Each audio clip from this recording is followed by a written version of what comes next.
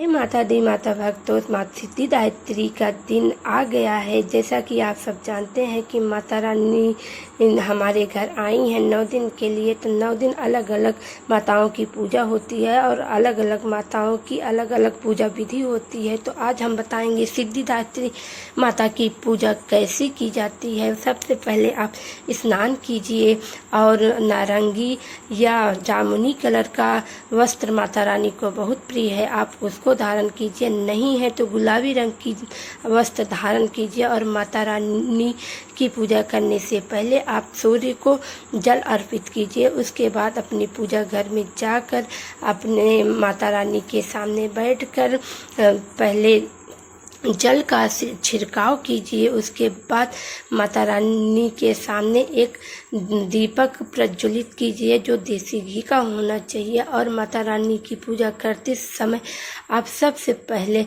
माता रानी को कुछ मंत्र जाप करते हुए रहना चाहिए। सबसे पहले आप नवग्रहों की पूजा करेंगी, कलशे की पूजा करेंगी और माता रानी को फल चढ़ाएंगे। उसके बाद माता रानी की पूजा होती है। माता रानी की पूजा करने के लिए रोली, चंदन आदि जो आपके पास हो, संभव कर सके वही चीज़ आप चढ़ाइएगा जरूर। और माता रानी को प्रसन्न करने के लिए आप उनकी पूजा विधि विधान के अनुसार कीजिए और इस मंत्र का जाप करते हुए पूजा कीजिए।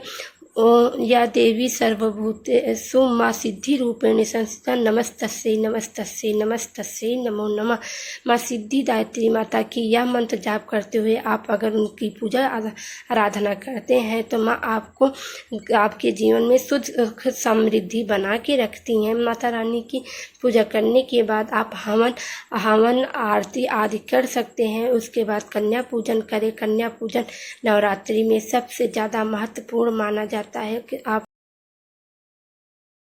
यदि आपको कन्या नहीं मिल रही है तो आप 9 थाली निकालकर किसी गाय को आप अर्पित कर सकते हैं, उनको खिला सकते हैं। उतना ही फल मिलता है जितना 9 कन्या को खिलाने के बाद मिलता है। उसके बाद माता रानी की विदाई हो जाती है।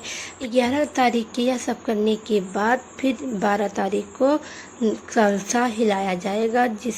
फिर वहाँ से आप माता रानी की फ़ोटो वगैरह उठा के अपने मंदिर में रख सकते हैं। और माता रानी आप सबकी देव रक्षा करती रहें। और मेरे चैनल पे बने रहने के लिए आप सबका धन्यवाद।